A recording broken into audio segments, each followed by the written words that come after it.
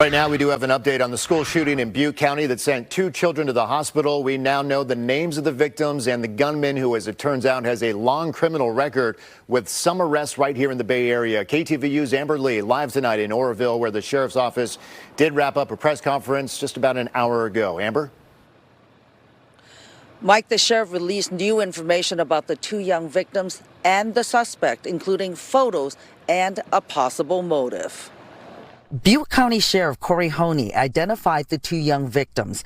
5-year-old Elias Wolford, a kindergartner at Feather River Seventh-day Adventist School. He was shot once in the stomach. The other victim is Roman Mendez. The 6-year-old was shot twice. He's also a kindergartner. Both boys are in critical condition. The sheriff says he has met with their families and their doctors. They have a very long road ahead of them in terms of recovery.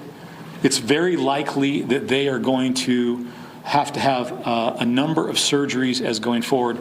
But the fact that they are currently still with us, I think, is a miracle and something that we should all be very thankful for. Investigators have identified the man suspected of shooting them as Glenn Litton.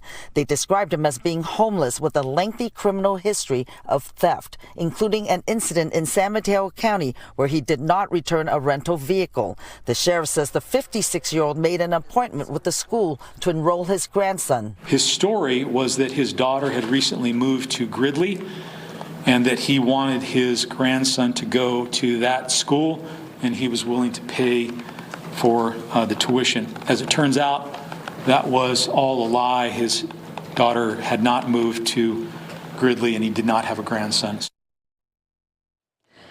The sheriff says Litton left something written that pointed to a possible motive. The suspect wrote about child executions and described himself as a lieutenant for a group called International Alliance, which authorities say does not exist. Now, there will be a candlelight vigil here in Oroville tomorrow night at 5:30 at the city's tree lighting ceremony. Mike?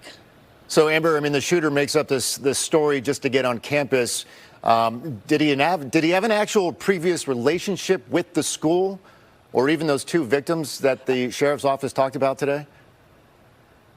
They said he didn't have a relationship with that particular school, but many years ago when he was a child, he attended the Adventist School in Paradise, which is a neighboring community. So beyond that, they said they don't have any information. And then just one more for you. I keep thinking about all those children who were there, small school, but witnessed what happened yesterday. What do we know about their future, the services being offered to them, and whether or not that school is going to even reopen? Was that addressed? I think the school, the officials with the group that runs the school says they will be addressing that. All right. And they closed the schools. They closed the schools today. So that they would have time to be with their families. Amber Lee, live tonight in Butte County. Amber, thank you.